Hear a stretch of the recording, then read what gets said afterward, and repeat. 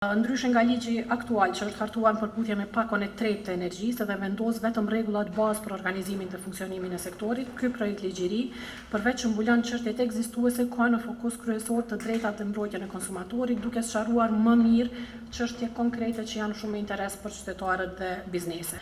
Ky ligj ofron mbrojtje më të mirë për konsumatorët e cënueshëm.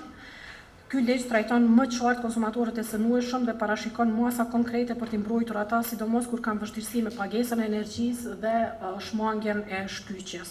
Nga ajo që shoh në nenin 6, hapur, nëse nuk është shkarje teknike, zbesoj që është shkarje teknike, se bilanci nuk është shkarje teknike, pra ju keni centralizuar në mënyrë absolute çështjen e planifikimit, bilancit të energjisë, në gjithë sektorin, që nënkupton për mu hapër konflikt të interesit, që për mu nënkupton ndërhyrje direkte në planifikim, në import, në eksport, në remonte, në mirëmbajtje.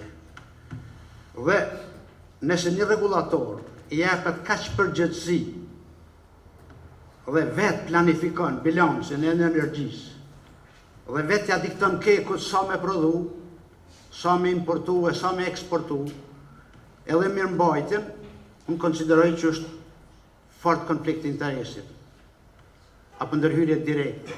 Nuk ka ndodhur në ligjin që e kemi aktualisht fuqikja.